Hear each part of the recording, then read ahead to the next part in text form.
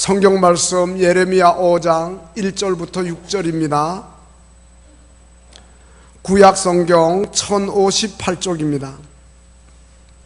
예레미야 5장 1절부터 6절. 너희는 예루살렘 거리로 빨리 다니며 그 넓은 거리에서 찾아보고 알라. 너희가 만일 정의를 행하며 진리를 구하는 자를 한 사람이라도 찾으면 내가 이 성읍을 용서하리라. 그들이 여호와께서 살아계심을 두고 맹세할지라도 실상은 거짓 맹세니라. 여호와여, 주의 눈이 진리를 찾지 아니하시나이까?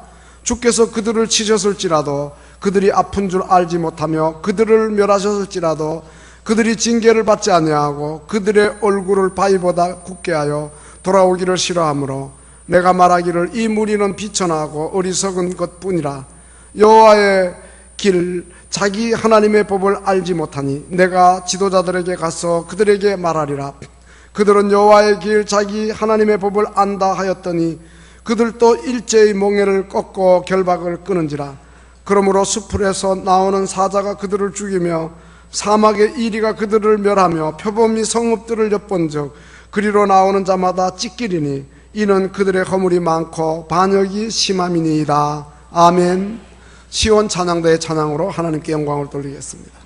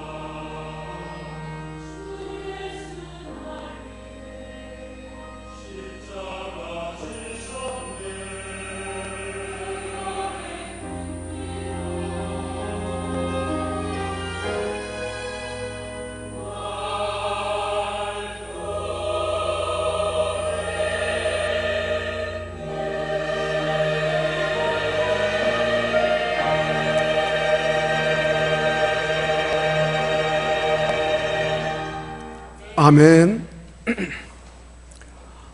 내일 25일은 6.25 전쟁 68주년 되는 날입니다.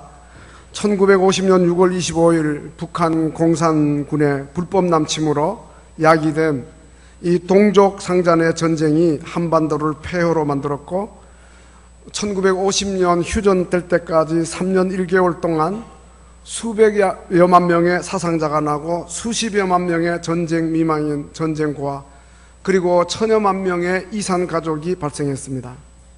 정전이 된 지 65년이 지나도록 아직도 우리나라는 지구상의 많은 여러 나라들 가운데 분단된 그러한 국가로 남아 있습니다. 근래에 남북 정상회담, 북미 정상회담을 통해서 한반도 비핵화 문제가 다루어지고, 그리고 종전선언까지 이야기되는 것은 좋은 일이지만, 그러나 또 성도들의 끊임없는 기도가 필요한 것은 평화 통일의 날까지는 넘어야 할 산이 너무도 많고 산적해 있는 문제도 많기 때문입니다. 비핵화의 경우에도 완전한 비핵화를 북한이 말하지만 아직도 유엔의 또 전문가의 검증은 받으려 하지 않아요. 그저 사진 기자들이 멀리서 찍어서 보도하기만 바라지, 유엔에서 전문가들이 들어가 가지고 비핵화되는 것을 확인하는 걸 거부하고 있다는 말씀이죠. 그러니까 넘어야 할 산이 많은 겁니다. 계속해서 우리 성도들의 기도가 필요한 거죠. 기독교는 국경이 없으나 기독교에는 국적이 있다는 말이 있습니다. 성경을 보면 위대한 신앙인들은 자기 나라를 사랑했고, 그리고 우리 믿음의 선조들은 나라가 위기에 처할 때마다 사력을 다해서 기도를 했습니다. 느헤미야 같은 경우에도 느헤미야 1장을 보면 그는 바사 제국의 왕의 가장 측근으로 왕궁에 있었지만 자기 조국의 어려운 형편을 들을 때 큰 충격을 받고 민족의 비참한 모습을 생각하면서 눈물로 슬퍼하면서 금식하며 기도하고, 민족의 죄악을 자기의 죄로 여기고 동족의 아픔과 고통을 자기의 아픔과 고통으로 알고 구원해 주기를 하나님께 간절하게 기도했던 것입니다. 여러분, 나라는 집의 울타리와 같습니다. 나라를 잃어버리면 얼마나 비참하게 됩니까? 우리는 역사적으로 일제 36년 식민지 경험이 있습니다. 그러므로 자유의 소중함을 누구보다도 잘 압니다. 그런데 서양 사람들은 자유는 절대로 공짜가 아니다 그럽니다. Freedom is not free 그럽니다. 지금은 우리 성도들이 나라 사랑이 절실히 필요하고 느헤미야와 같은 나라를 위한 기도가 절실히 요구되고, 왜 그렇습니까?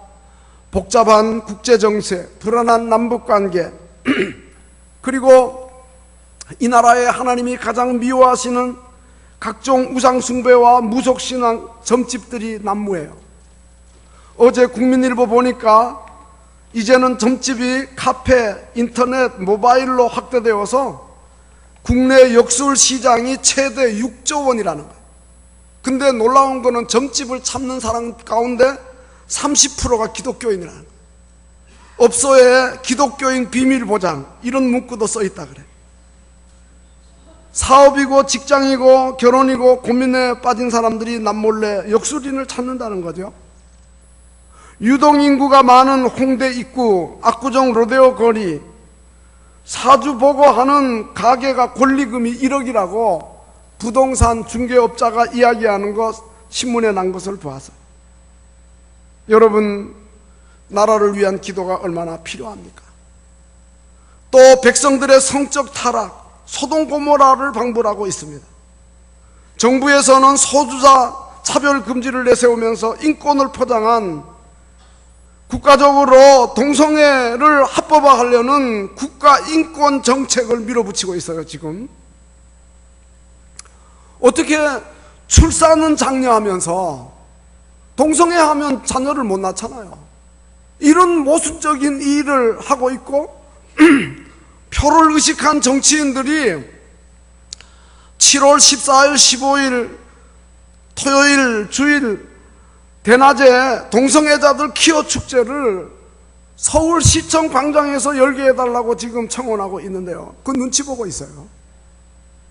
아니, 선정적이고 폐쇄적인, 태폐적인 그러한 것을 대낮에 버젓이 하도록 하는, 하나님의 창조 섭리를 역행하고 가정을 파괴하고 질병과 고통이 오도록 하는 이러한 일들을 어떻게 조장하고 있느냐 하는 거죠. 뿐만 아니죠. 개인 및 집단 이기주의, 분열과 대립과 갈등을 보면서 우리는 하나님 앞에 간절하게 기도해야 할 때인 것을 실감하지 않을 수 없습니다. 오늘 본문은 이스라엘 백성들이 죄악에 대한 하나님의 심판이 가까이 다가오는 걸 예레미야가 안타깝게 하나님의 말씀을 대언하는 걸 봅니다. 너희는 예루살렘 거리로 빨리 왕래하며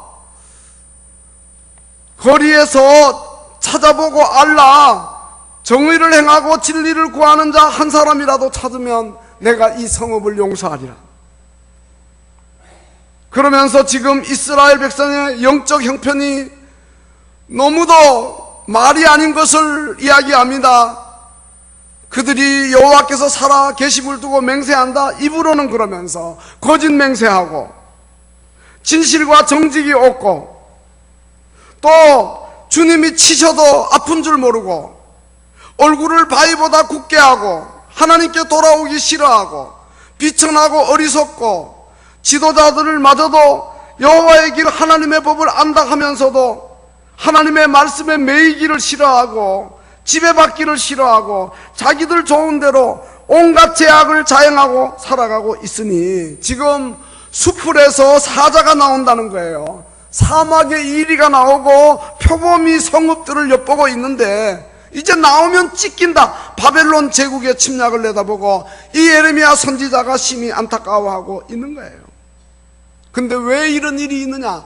그들에게 허물이 많고 그들이 하나님을 반역하고 심하게 이제 잘못된 일을 저지르고 있기 때문이라고 말씀하고 있는 겁니다. 여러분, 우리가 잘 아는 창세기 13장에서 믿음의 조상 아브라함과 그의 조카 롯이 서로 헤어질 때에 아브라함은 믿음의 사람이니까 마음이 넓어서 조카 롯에게 말합니다. 너의 앞에 온 땅이 있지 아니하냐? 너가 자하면 나는 우하고 너가 우하면 나는 자하리라.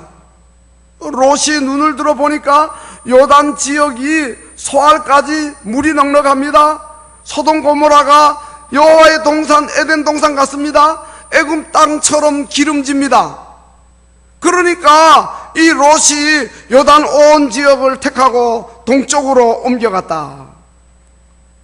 그런데 창세기 13장 13절을 보면 이 소돔 사람은 여호와 앞에 악하며 큰 죄인이었다 그랬어요.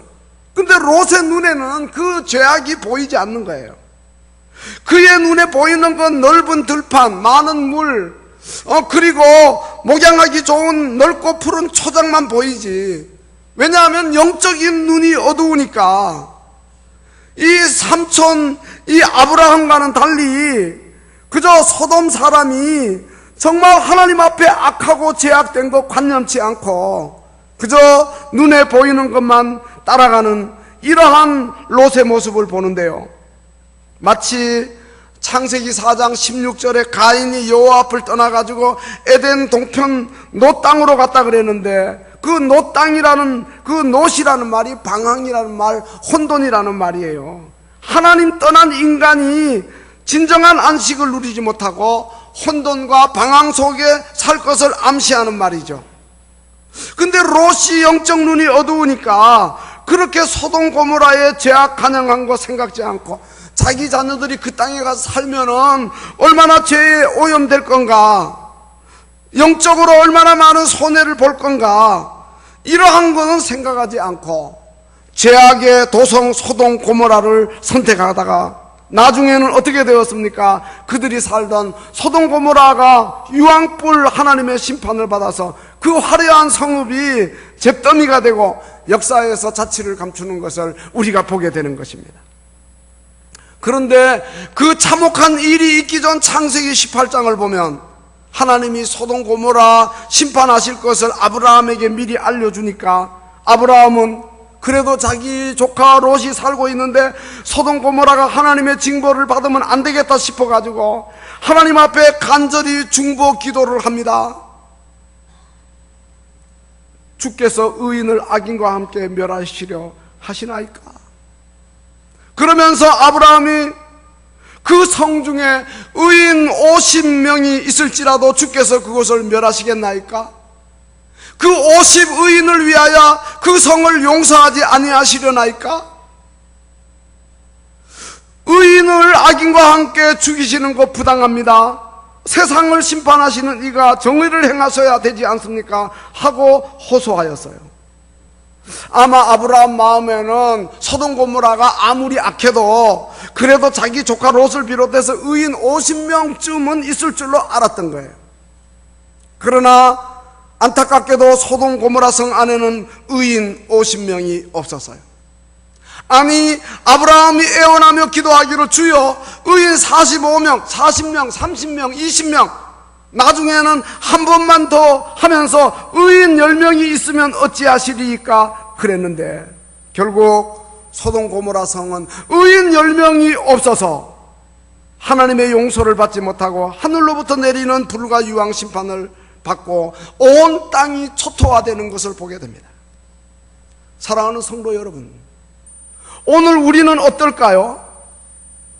하나님은 오늘 본문에서 유다 백성들에게 예루살렘 거리를 빨리 다니면서 넓은 거리에서 정의를 행하고 진리를 구하는 자를 찾으라고 하시는데, 한 사람이라도 찾으면 예루살렘 성읍을 용서하시리라 하시는데, 하나님은 아브라함에게 내가 의인 10명으로 말미암아 소돔 고모라 성을 멸하지 않으리라 하시는데 오늘 우리의 형편은 어떤가 하는 것이죠. 여러분, 이 민족이 사는 길이 어디에 있겠습니까? 정부가 바뀌고 지도자가 바뀌고 제도가 바뀌고 법과 구조가 바뀐다고 되겠습니까? 강한 군사력이나 빠른 경제의 신장으로 되겠습니까? 아닙니다. 의인이 많아야 이 민족이 살 줄로 믿습니다. 그래서 지혜자 솔로몬은 잠언 14장 34절에서 공의가 나라를 영화롭게 하고 죄는 백성을 욕되게 한다고 하였고, 역대하 7장 14절에 보면 그러므로 내 이름으로 일컫는 내 백성이 그 악한 길에서 떠나 스스로 낮추고 기도하여 내 얼굴을 찾으면 내가 하늘에서 듣고 그들의 죄를 사하고 그들의 땅을 고치겠다고 말씀하고 계신 겁니다.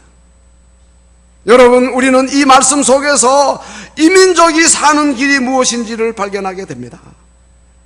우리가 의인이 되어야 됩니다. 정의를 행하고 진리를 구해야 이 민족이 삽니다. 그래야 이 나라가 복을 받고 이 도성이 하나님의 용서를 받을 것입니다. 여러분, 요나서를 잘 알지 않습니까? 니느웨 백성이 얼마나 악했으면 그들의 악함이 하나님 앞에 상달되었고, 요나가 얼마나 겁이 났으면 니느웨로 가지 않고 다시스로 도망했겠습니까? 그러나 요나가 그 성읍에 가서 외치며 다닐 때 40일 지나면 니느웨가 무너지리라. 그럴 때에 그 사람들이 하나님을 믿고 금식을 선포하고 높고 낮은 자를 막론하고 굵은 베옷을 입고, 그 일이 왕에게 전해지니까 왕이 보좌에서 일어나 왕복을 벗고 굵은 베옷을 입고 제위에 앉고, 그리고 왕과 대신들이 조서를 내려가지고 니느웨 선포해서 사람이나 짐승 아무것도 입에 대지 않고 또 먹지도 않고 물을 마시지도 않고 굵은 베옷을 입고 하나님께 부르짖고, 그리고 악한 길과 손으로 행한 강포에서 떠날 것을 명하고, 그들이 지은 죄에서 후회만 하는 것이 아니고 모든 악행을 버리면서 회개하고 하나님 앞에 나가면서 그들은 말하기를 하나님이 우리의 회개하는 것을 보시고 뜻을 돌이켜 진노를 그치시고 우리를 멸망치 않게 하실 줄 누가 알겠느냐. 그와 같이 할 때 하나님이 그들의 행한 것, 그 악한 길에서 돌이켜 떠난 것 보시고 하나님이 뜻을 돌이키사 그들에게 내리라고 말씀하신 재앙을 내리지 않았다고 말씀하고 있습니다. 이런 일이 오늘 우리에게 일어나야 할 줄로 믿습니다. 이런 일이 일어나도록 우리는 하나님 앞에 끊임없이 간절하게 기도해야 할 줄로 믿습니다. 여러분, 우리는 먼저 하나님 찾으시는 의인이 됩시다. 롯이 살던 소돔 고모라 성에 의인을 찾으신 주님, 예루살렘 거리로 빨리 다니며 정의를 행하고 그리고 진리를 따르는 자를 한 사람이라도 찾으면 이 성읍을 용서하시겠다 하신 주님이 오늘 우리에게도 동일하게 말씀하고 계십니다. 여러분, 누가 의인이고 의가 무엇입니까? 성경에 그 공의나 정의라는 말로 같이 쓰고 있는데, 아모스 선지자는 아모스 5장 21절 이하에서 그럽니다. 너희들 절기를 지키는 거 나 그거 미워한다. 성회로 모이는 거 기뻐하지 않는다. 번제나 소제를 드릴지라도 내가 받지 않겠다. 살찐 희생의 화목제도 내가 돌아보지 않겠다. 뭐 노래하고 뭐 비파를 아우르고 그래도 내가 듣지 않겠다. 그러면서 뭐라 그럽니까? 오직 정의를 물같이 공의를 마르지 않는 강같이 흐르게 하라고 하였습니다. 이 두 단어를 구태여 구분한다면 정의는 질서 있는 사회를 가리킵니다. 그리고 공의는 하나님과 사람들과의 바른 관계를 가리킵니다. 근데 이 두 단어는 서로 아주 연관성이 있고 매우 밀접한 불가분의 관계예요. 무슨 말인가 하니까 외식이 아닌 중심에서 하나님과 바른 관계를 갖고 사는 사람은 언제나 사람과의 관계도 바르고, 그리고 이제 항상 사회 법규와 질서도 어긋나지 않게 따르며 바르게 산다는 거예요. 근데 하나님과의 관계를 바르게 갖지 못하는 사람은 요사이도 보면 뭐 매스컴에 많이 오르내리잖아요. 뭐 정의를 많이 외치는 시민 운동가들, 뭐 불륜이 막 드러나잖아요. 하나님을 섬긴다고 하지만 의식적으로 그저 외식으로 신앙생활 하는 사람, 양심이 하인 맞으니까 서슴없이 온갖 불의를 자행하는 거 드러나잖아요. 여러분, 우리가 의인이 돼야 됩니다. 하나님과의 관계를 바르게 가져야 됩니다. 불의가 타협하지 않고 좌우로 치우치지 않고 정도를 걸어가야 합니다. 진정하게 예수 믿고 하나님과의 관계를 바르게 가지면 하나님의 말씀을 따라 살게 되는 것입니다. 여러분, 하나님을 경외하고 두려워하는 자는 잠언 16장 8절에 보면 적은 소득이 공의를 겸하면 많은 소득이 불의를 경험한 것보다 낫다 그랬어요. 진정한 신앙인은 소득이 많고 적음 따지기 전에 정말 그 일이 공의로우냐, 취직할 때에도 직장을 구할 때에도 젊은이들이 월급 많이 주냐 적게 주냐 보다 내가 하는 일이 보람있고 의로우냐 따져야 된다. 사업하는 사람도 마찬가지죠. 오늘 예배 전에 찬송도 부르지 않았습니까? 고상하고 아름답다 진리 편에 서는 거. 참과 거짓 싸울 때 어느 편에 설 건가? 비겁한 자는 물러서지만 용감한 자는 굳세게. 빛과 어두움 사이에서 우리가 선택하면서 사는데 불의를 선택하지 말고 의를 선택하는 자가 되어야 한다는 거예요.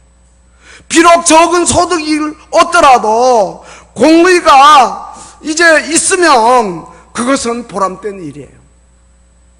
월급 적다고 기죽을 필요 없는 거예요. 뭐 사업하면서 수입이 적다고 기죽을 필요 없는 거예요. 공의가 있으면 하나님 기뻐하시는 거예요. 그러나 불의하면 하나님이 미워하시는 거예요. 바로 그것을 소중히 여겨야죠. 미가 선지자는 말합니다. 내가 무엇을 가지고 여호와 앞에 나가고 높으신 하나님께 경배할까? 번제물로 1년 된 송아지를 가지고 그 앞에 나갈까? 천천의 수양이나 만만의 강물 같은 기름을 하나님이 기뻐하실까? 내 허물을 위해서 마다들을 드리면, 내 영혼의 죄로 말미암아 내 몸의 열매를 드리면 어떨까? 사람아, 주께서 선한 것이 무엇임을 내게 보이셨나니 여호와께서 내게 구하시는 것은 오직 정의를 행하는 거라. 인자를 사랑하는 거다. 겸손하게 하나님과 동행하는 거다. 이렇게 말씀하고 있지 않습니까? 그런데 마태복음 20장, 23장, 23절을 보면 예수님이 바리새인들과 서기관들 책망하십니다. 화 있을진저 그럽니다. 그 이유가 뭡니까? 외식하기 때문입니다. 11조는 정확하게 드리는데 생활 속에 정의가 없고 긍휼이 없고 믿음이 없다는 거예요. 신의가 없다는 거예요. 그러니까 하나님이 기뻐하지 않는다는 거예요. 이것도 하고 저것도 해야 되는데, 예수님은 정의가 없는 신앙은 하나님 가정 미워하는 외식이라고 책망하시면서 화 있을진저 이 외식하는 서기관 바리새인들아, 율법 잘 지킨다 하지만 그러나 회칠한 무덤과 같아. 겉으로는 아름답게 꾸미지만 그 안에 죽은 사람의 뼈가 있고 모든 더러운 것이 가득하다. 그러면서 심지어는 뭐라 그럽니까? 이 뱀들아, 독사의 새끼들아, 너희가 어떻게 지옥의 판결을 피하겠느냐고까지 말씀하시는 것을 보게 되는 것입니다. 예배의 의식은 있는데 삶 속에 의가 없다는 거죠. 하나님은 지금 예배자를 찾으시지만 우리의 삶 속에서 의를 행하는 자를 또한 찾으십니다. 정의와 공의를 행하는 자를 찾고 계십니다. 우리는 다 하나님 찾으시는 의인들이 되어야 할 것입니다. 그런데 이 세상에는 의인이 하나도 없다고 로마서 3장 10절에 말씀하고 있어요. 율법의 행위로 그 앞에 의롭다 하심을 얻을 자가 없다고 로마서 3장 20절에 말씀하고 있어요. 그래서 로마서 3장 21절에 이제 율법 외에 하나님의 한 의가 나타났는데 곧 예수 그리스도시다. 그를 믿음으로 말미암아 모든 믿는 자에게 하나님의 의가 미치고 모든 사람이 죄를 보면서 하나님의 영광에 이르지 못하지만 예수 믿고 예수 안에 있는 속량으로 말미암아 하나님의 은혜로 값없이 의롭다 하심을 얻는다고 하였습니다. 예수 믿고 하나님과의 바른 관계를 맺고 사는 사람이 의인입니다.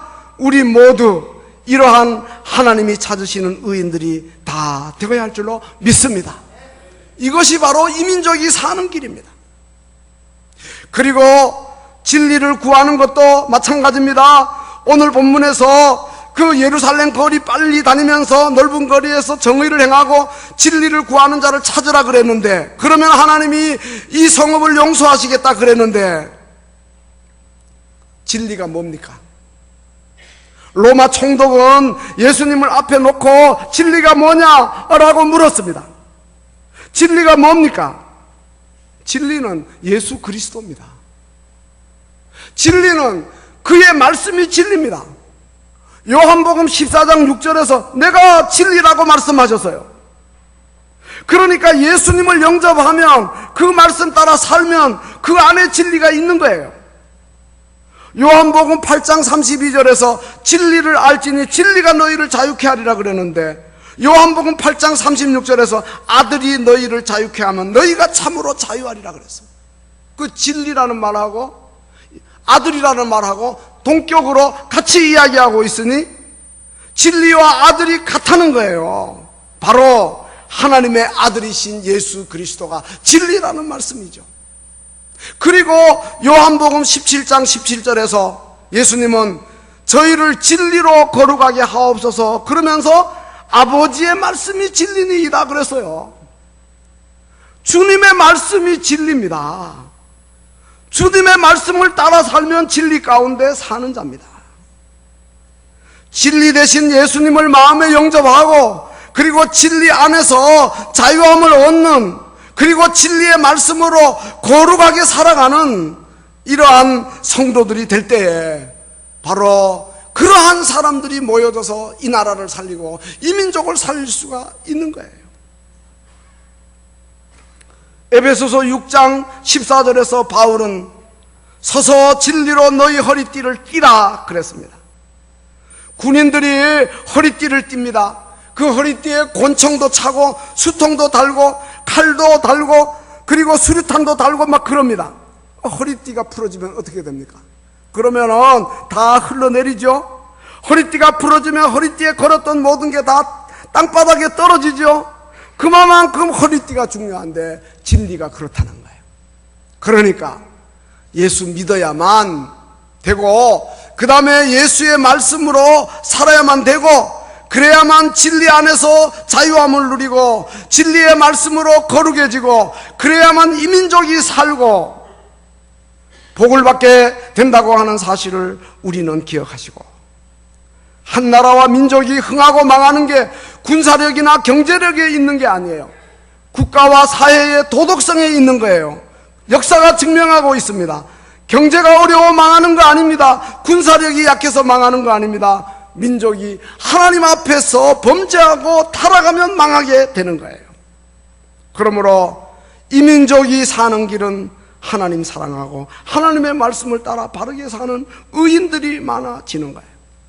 예수 믿는 우리부터 한 사람 한 사람이 의인되고 진실하게 예수 믿고 공의를 행하고 진리를 따라 사는 자가 되어야 하는 것입니다. 로마가 원래는 기독교를 박해하는 나라였죠. 10대 박해는 얼마나 유명합니까? 그러나 주 313년 기독교가 국가적으로 공인되고 395년에는 국교로 선포되고, 이러한 일이 어떻게 일어났는가?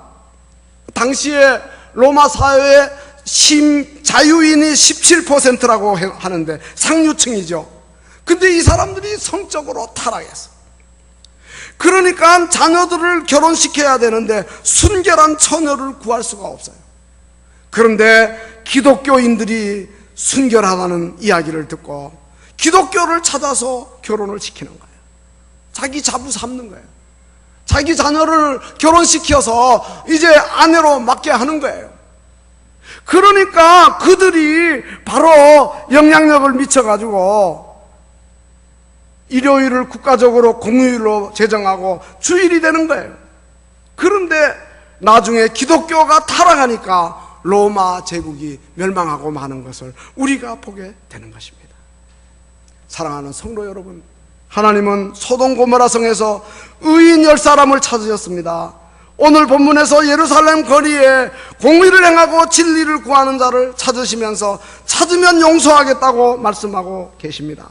그러나 의인이 없어서 예루살렘 바벨론 제국에 의해서 무너지고 백성들은 포로가 되고 소돔 고모라 성은 잿더미가 되고 유황불 심판을 받았던 걸 우리가 보면서 우리 가운데 하나님의 공의를 행하며 진리를 구하는 한 사람, 그 사람이 바로 내가 되게 해 주옵소서. 힘으로 안 되고 진리 대신 예수 그리스도를 영접하여 변하여 새 사람 될 때에, 주의 말씀 따라 살 때에 공의를 행할 수 있는 능력이 생기고 진리를 따라 살 수 있는 힘이 생기는 거예요. 그렇게 될 때에 이 나라가 살고 이 민족이 사는 겁니다. 이러한 은혜가 우리 가운데 꼭 있으시기를 주님의 이름으로 축원합니다. 기도하시겠습니다.